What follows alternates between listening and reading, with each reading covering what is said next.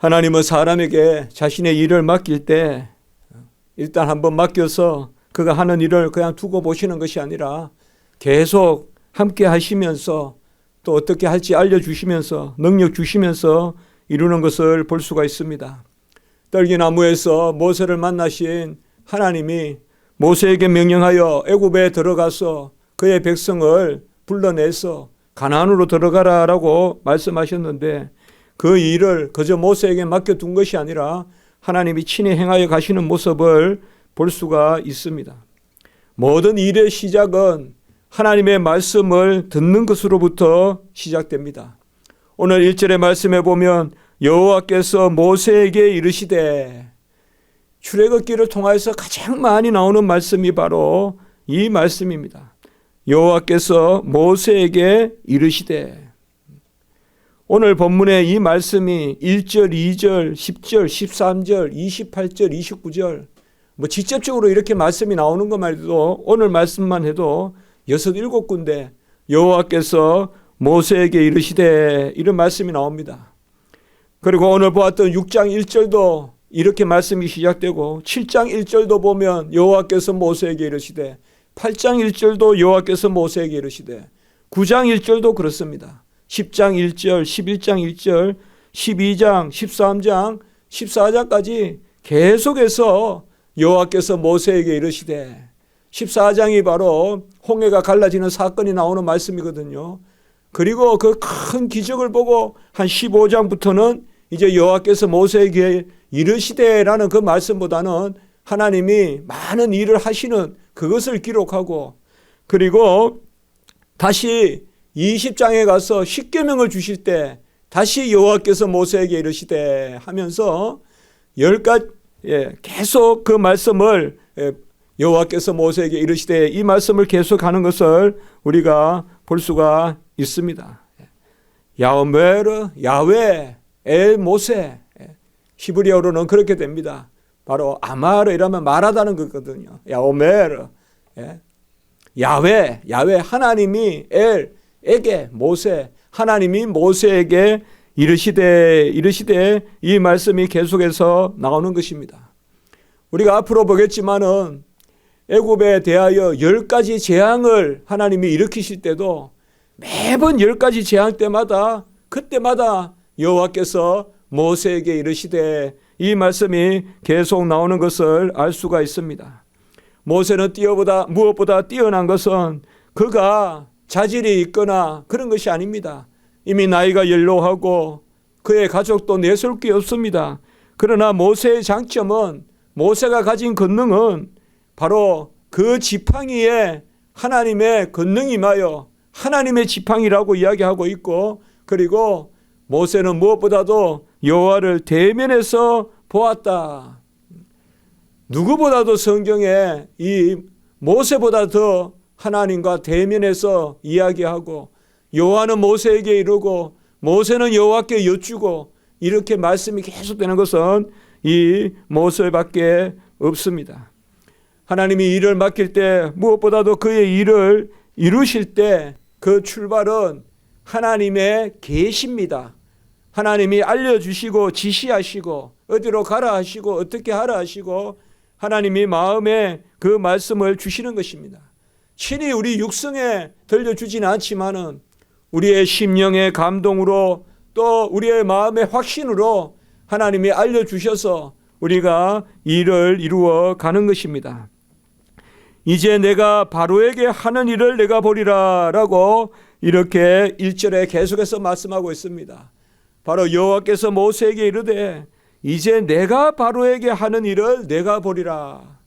우리는 모세가 무슨 일을 했다라고 이렇게 생각하기 쉽지만은 하나님이 하시는 것입니다. 내가 하는 것을 모세 내가 보리라 이렇게 이야기합니다. 성경에서 많은 경우에 이 목격자 보리라 목도하는 것 하나님의 일을 친히 목격하는 이 사람들이 결국은 하나님의 일꾼들입니다. 그래서 하나님은 어떻게 그의 백성을 사용하시는가 하면 친히 자기가 일하시면서 그것을 목격하게 하는 것 그것이 바로 일하는 거예요. 모세도 마찬가지고 바울도 마찬가지고 베드로도 마찬가지입니다. 결국은 자기들이 한 일이 아니라 하나님이 하시는 일을 목격하고, 그래서 바울도 기록하고 베드로도 기록하고 모세도 기록하고 사무엘도 기록하고 이사야 선지자도 기록하고, 이런 것을 성경에서는 우리가 특별히 증인이라고 합니다. 증인. 성경의 증인은 바로 이러한 사람들이에요. 자기가 친히 일을 하는데 자기가 일을 하지 않고 성경을 기록하는 사람이 없어요. 잘 아셔야 돼요. 방관자로서, 그야말로 목격자로서 증인이 아니에요. 성경에서 증인이라는 말은 두 가지 의미가 있어요. 목격자라는 말과 순교자라는 말이 있어요. 자기가 친히 목숨을 내어놓고 하나님의 일을 감당하면서 하나님이 자기를 통하여 일하시는 것을 목격해서 기록하는 것. 이게 바로 증인이라는 개념이에요. 마르투스라고 하고요. 우리가 영어로는 witness 이렇게 이야기하죠. 바로 이 증인이라는 개념이 이런 개념이에요. 그래서 바로에게 하나님이 하시는 일을 내가 보리라. 이 일을 모세가 하는 거예요. 모세가 하는 거예요.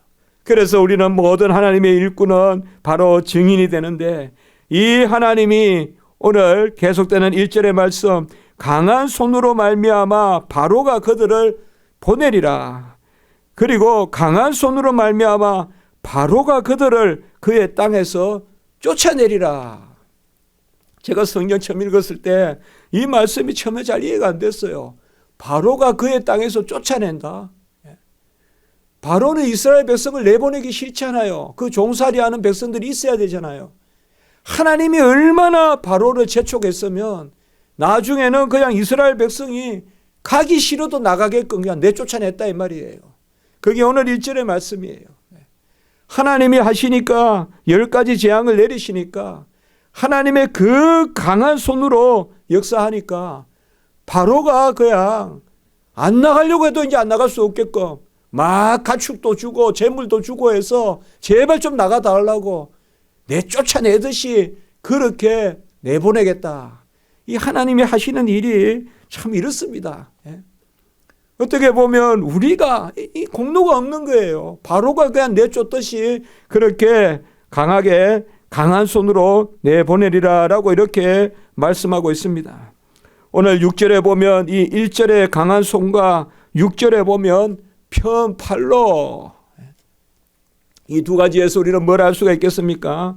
하나님은 강한 분이시고 그 본질이 전능하신 분이고, 그리고 하나님은 움직이시는 역사하시는 분이다. 강한 손 힘이 있으면 뭐예요? 그 손을 펴야지 능력이 나타날 거 아니에요. 강한 손을 가지신 분이 팔을 펴서 일하시는 분이다. 강한 손과 편팔로 6절에 너희를 속량한다라고 이렇게 말씀하고 있습니다. 하나님이 어떤 것으로도 대적할 수 없는 그 전능하신 하나님이 그 강한 손을 가지고 팔을 펴서 일하셔서 우리를 속량하시겠다. 속량한다는 말은 구약에는 거의 나오지 않는 말씀입니다. 이것은 바로 우리를 구원하시고 우리를 온전하게 하시고, 그래야 하여서 이게 이제 신약 시대에는 십자가의 보혈로 우리가 속량함을 받는 이 단어가 바로 여기에 나옵니다. 여호와 하나님께서 우리에게 강한 손을 가지시고 그것으로 편팔로 너희를 속량한다라고 이렇게 말씀하고 있습니다. 하나님은 자신의 일을 그의 백성에게 시키실 때 먼저 하나님이 누구신가를 알려주셔서 그 하나님을 바라보게 합니다. 오늘 말씀에 보면 특별히 하나님은 2절에 보면 나는 여호와다라고 이렇게 말씀하고 있습니다. 여호와는 이미 출애굽기 3장 14절에서 보았지만은 여호와라는 말은 야훼라고 해도 됩니다. 여러분들 같은 말이라고 보면 됩니다. 야훼에다가 모음 부호만 조금 다르게 붙였습니다. 야훼라는 자음에다가 주라는 모음을 붙여서 여호와가 된 것입니다. 그렇게 아시면 됩니다. 야훼라는 자음에다가 본래 이스라엘 말은 자음밖에 없습니다. 모음은 부호가 없습니다. 그런데 이 하나님의 자음에는 아무도 모음을 못 붙이는 거예요. 감히 두려워서. 그래서 자음으로만 야훼라고 있는데 여기에다가 후에 모음을 붙여요. 근데 어떤 단어의 모음을 가져오느냐? 아도나이라는 거기에 모음을 가져와요. 그래서 야훼에다가 아도나이라는 그 모음을 붙이니까 아도나이 하는 그 모음을 붙이니까 여호와가 된 거예요. 여호와가. 그래서 우리가 여호와란 말 쓰지 말자 한때 그렇게도 이야기했는데 그거 틀린 말이에요. 여호와란 말을 왜 안 써요? 야훼는 우리의 주시다. 그런 마음으로 쓰면 돼요. 야훼 하나님은 우리의 주시다. 그러니까 오늘 여기 말씀해 보면 바로 하나님은 자기 자신을 여호와로서 그렇게 계시하는 것을 볼 수가 있습니다. 아브라함과 이삭과 야곱에게는 이 이름으로 계시하지 아니하였으나 너희들에게는 내가 여호와란 이름으로 계시하겠다라고 이렇게 말씀하고 있습니다. 하나님이 자기 자신이 누구신가를 가장 잘 알려주시는 게 바로 이름입니다. 여기에서 이스라엘 백성에게 특별히 모세에게 나는 여호와로라. 여호와라는 말은 스스로 계시다는 거예요. 자존하신다. 스스로 계신다. 우리가 출애굽기 3장 14절에서 보았잖아요. 모세가 하나님의 떨기나무에서 나타난 하나님께 이름을 알려달라라고 이야기하니까 나는 스스로 있는 자니라 이렇게 우리 하나님이 이름을 알려주셨잖아요.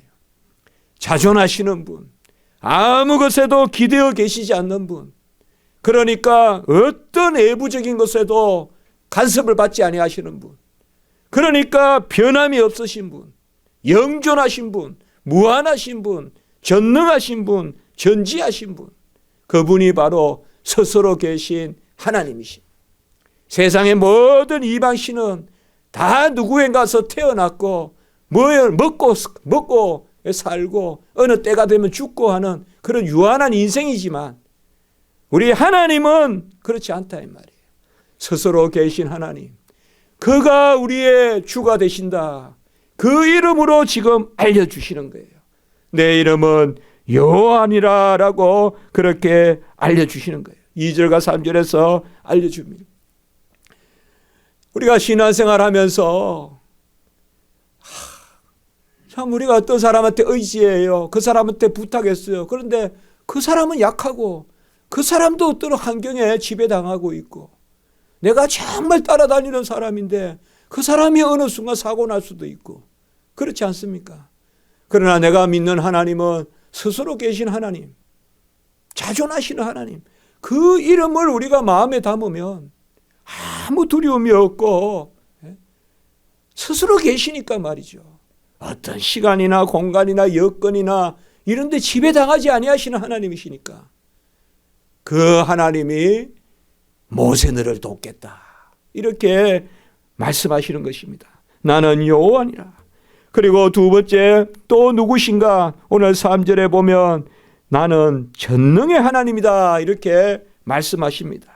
전능하신 하나님, 이걸 우리가 엘 샤다이라고 하는데요, 자주 나오는 말씀입니다. 전능하신 하나님. 제가 말씀드리는 것은 히브리 말로 엘 샤다이, 엘이 하나님이고 샤다이는 이제 권능. 그러니까 하나님은 전능하신 하나님이시다. 그리고 세 번째는 오늘 특별히 4절 5절에 잘 나타나는 언약의 하나님이시라는 것입니다.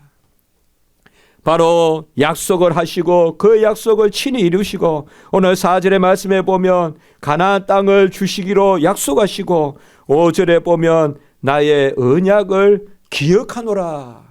하나님이 이스라엘 백성에게 가장 이스라엘 백성에게 신뢰를 주고 그들을 평안하게 할 때 하시는 말씀인 거예요. 나는 너와 맺은 언약을 기억하노라. 하나님은 언약을 맺으셨어요. 노아와 언약을 맺으셨고 아브라함과 언약을 맺으셨고 야곱과 이삭과 언약을 맺으셨고 다윗과 언약을 맺으셨어요. 280번이나 언약이란 말이 나와요, 구약에. 그 언약의 하나님이 그 약속을 기억하신다는 거예요. 나는 그 언약의 말을 기억한다라고 이렇게 말씀하십니다. 특별히 5절에 보세요. 이스라엘 자손의 신음소리를 듣고 나의 언약을 기억하노라 라고 이렇게 말씀하고 있습니다. 신음의 특징은 뭡니까? 그렇게 크지 않지만 진실하게 내뱉는 거죠. 진짜 고통스러운 사람은 소리도 낼 수가 없는 거예요. 진짜 극악한 고통은 소리도 못 질러요. 앵간히 바늘로 찌르면 아주 난리가 나는데 소리를 지르지만 큰 프레스가 짓누르면 소리도 못 질러요. 너무나 고통스러우면. 우리 주님이 십자가에서 엘리엘리라바 사나단이 다 이루었다는 그 소리는 신음의 소리예요. 정말 절규하지만은 크게 들리는 소리는 아니에요. 우리가 그럴 때가 있어요. 정말 말할 수도 없고 토로할 수도 없고 소리 낼 수도 없고 꾹 내 안에 그냥 점점 내 안에 그냥 박히듯이 깊이만 들어가는 그러한 애통하는 그러한 신음의 소리가 있어요. 우리에게. 살아가면서 어떤 대의로 그럴 수도 있고 어떤 관계로 그럴 수도 있고 어떤 일로 그럴 수도 있고 어떤 사람으로 그럴 수도 있고 그러나 그 신음소리를 하나님이 들으신다. 그 신음소리를 하나님이 들으시고 나의 언약을 기억한다라고 이렇게 말씀하고 있습니다. 여러분 아십시오. 언약은 우리가 요구해서 맺은 것이 아닙니다. 하나님이 먼저 은혜를 베푸셔서 언약을 맺으시는 것입니다. 하나님이 아브라함을 찾아와서 언약을 맺으시고 이삭을 찾아와서 언약을 맺으시고 하나님이 노아를 찾아서 언약을 맺으십니다. 하나님이 먼저 사랑하셔서 그 세상 만물을 지으신 조물주가 피조물인 인간과 약속을 하십니다. 얼마나 이게 귀한 거예요. 우리는 피조물이라도 다 똑같은 우리는 만들어진 존재들이라도 거기에서 격을 따져서 어른은 아이하고 약속하지 않고 다 계급이 나눠져 있잖아요. 세상에 보면. 요새 무슨 계급 때문에 말이 많고 항상 우리 사회에 그런 게 있잖아요. 그러나 조물주가 피조물인 우리 사람과 약속을 맺으신 그것도 먼저 은혜를 베푸셔서 맺으십니다. 그것이 바로 언약인 것입니다. 특별히 8절의 말씀에 보면 7절의 말씀에 보면 너희를 내 백성으로 삼고 나는 너희의 하나님이 되리니 이것이 바로 언약의 약속입니다. 구약에서는 백성으로 부릅니다. 신약에서는 자녀라고 부릅니다. 이것이 영생이라는 뜻입니다. 구약에 너는 내 것이다. 너는 내 백성이다. 신약에서는 너는 내 자녀다. 그것이 바로 영생이라는 개념입니다. 하나님의 자녀로서 영원히 사는. 지금 우리가 가만히 보면요. 출애굽기라면 금방 우리는 14장, 저도 그렇거든요. 옛날에 보면 14장, 홍해 갈라지는 거, 뭐 그 앞에 한 12장, 막 13장 그 앞에 10가지 재앙 그 앞에 나오는 거. 그런 것을 많이 생각하거든요. 그러나 출애굽기를 읽으면 읽을수록 이 부분이 중요해요. 하나님이 이 일을 행하시기 전에 하나님은 누구신가를 알려주세요. 우리에게. 오늘 제가 말씀했죠. 여호와께서 모세에게 이르시되 그 여호와는 누구시냐? 여호와는 누구시냐? 그는 스스로 계신 하나님이시다. 그는 전능하신 하나님이시다. 그는 언약을 맺으시고 기억하셔서 신음이라도 들으시는 하나님이시다. 모든 일에 있어서 성도들에게 가장 중요한 것이 뭘까요? 여호와가 누구신 게 아는 거예요. 또 하나님이 우리에게 모든 일을 맡기시고 하나님이 우리에게 요구하시는 것이 뭘까요? 여호와를 인정하는 거예요. 그게 여호와께 예배드리고 우리가 여호와를 경외하는 거거든요. 일의 본질은 홍해를 가르는 데 있는 게 아니에요. 일의 본질은 여리고 성이 무너지는 데 있는 게 아니에요. 하나님이 그의 백성을 들어서 그의 백성들에게 무슨 일을 맡기시는 목적은 여호와가 누군지 바로 알고 여호와를 인정하고 너는 내 백성이요 나는 너희의 하나님이로라. 나는 여호와, 나는 언약을 기억하는 하나님이로라. 이것을 이야기하는 것입니다. 좀 어렵고 힘들고 어떤 내 마음에 신음이 있더라도 그런 기회로 여호와를 더 인정하게 된다면 그것이 복이 아니고 무엇이겠습니까? 내가 좀 행복하고 내가 즐겁고 내가 힘이 남아서 여호와를 잊어버리고 산다면 그것이 비참한 것이 아니겠습니까? 좀 어렵고 힘들더라도 기쁨을 자랑하지 마세요. 오히려 눈물을 흘리는 그 눈물에 감사가 있다는 것이요. 항상 할보한다고 자랑하지 마세요. 우중충한 내 모습 가운데서도 여호와를 찾고 있고 신랄같이 찾아 들어가서 여호와께 간구하고 있다면 그것은 우리에게 복된 것입니다. 나는 너의 하나님이요 너는 내 백성이다. 애굽의 모든 무거운 짐을 내가 풀어주리라. 나는 강한 손과 편팔을 가지고 있노라. 그렇게 우리 하나님은 우리에게 말씀해 주시는 것입니다. 그리고 오늘 후반부의 말씀에서 모세에게 나는 하나님이고 너는 누구냐 이 말이에요. 나와 너 하나님은 누구시고 그 다음에 너는 누구냐. 그게 14절로부터 너는 레위 지파의 후손이다. 이걸 새겨주는 거예요. 너 애굽의 왕자 아니야. 모세는 애굽의 왕자로 살았어요. 너 애굽의 왕자 아니야. 너희의 정체성은 12지파 레위 지파의 후손이야. 그것을 알려주는 것입니다. 그게 오늘 후반부의 말씀이에요. 큰 일을 앞두고 하나님은 누구시고 나는 누군가. 그는 나의 아버지시요 나는 그의 아들이고 나는 그의 딸이고. 그것을 오늘 말씀해 주고 있어요. 모세와 아론은 레위 지파, 제사장 지파. 왜 레위 지파를 들었을까요? 유다 지파도 있고 요셉도 있고 에브라임도 있는데 레위 지파는 특별히 이들이 성전을 담당해야 되는. 그래서 우리가 이거 한 가지만 봐도 하나님의 뜻을 좀 알 수가 있어요. 바로 출애굽기나 이런 데 가장 중요한 주제가 바로 성전이라는 개념이에요. 가나안에 왜 들어가요? 그곳에는 예루살렘이 있어요. 가나안에 왜 들어가요? 그곳에는 아브라함이 이삭을 바쳤던 곳이 있어요. 그곳에 예루살렘 성전을 짓는 거예요. 그 시온성 안에 성전을 짓는 것. 그 일은 레위 지파에게 합당하기 때문에 물론 하나님의 큰 뜻이 있지만 우리가 그것을 알 수가 있습니다. 가장 큰 일은 누가 할까요? 칼을 드는 사람이 하는 것이 아니라 무성하게 가지가 넘는 요셉이 하는 것이 아니라 유다와 같이 권능의 호를 드는 왕이 하는 것이 아니라 제사를 드리는 레위 지파에게 이 성전의 일이 맡겨진다는 것. 이것을 우리가 오늘 좀 깊이 생각해 볼 필요가 있습니다.